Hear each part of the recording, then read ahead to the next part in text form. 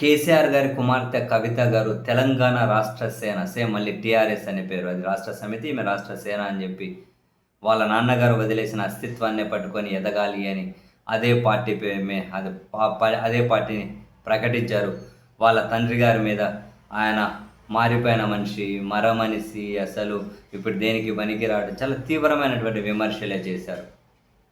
So ఇప్పుడు తెలంగాణ రాజకీయాల్లో కవిత గారి పాత్ర, సేమ్ ఆంధ్రప్రదేశ్ రాజకీయాల్లో షర్మిల గారి పాత్ర, బహుశా ఇద్దరి పాత్రలు కూడా చాలా దగ్గరగానే కనిపిస్తూ ఉన్నాయిలేండి.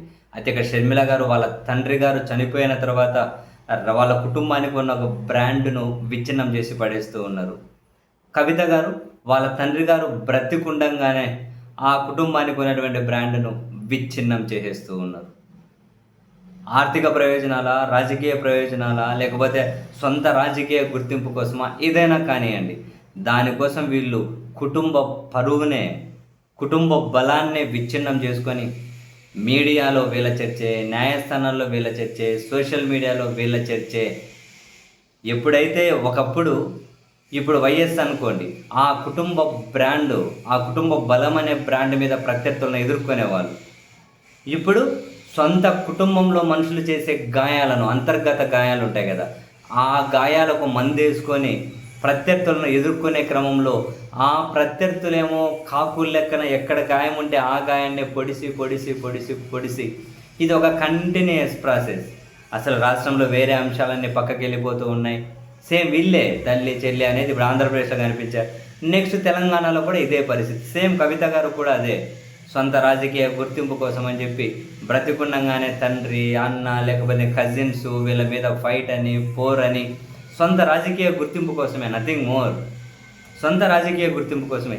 ఇద్దరికీ చాలా దగ్గరగానే, అటు షర్మిల గారు అటు కవిత గారు ఇద్దరికీ చాలా దగ్గరి పోలికలే ఉన్నాయి.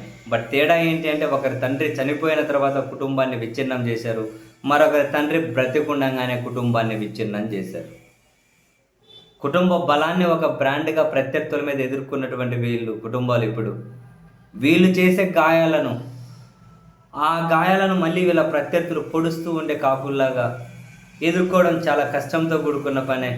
బహుశా అదేదో అంటారే, మన వాడికి కూడా పదే పదే మన మీద ఏవైనా కనుక క్రిమికీటకాలో వైరస్లో దాడి చేస్తే వాటిని ఎదుర్కొనే క్రమంలో మరింత రాటుదేలుతుంది అని.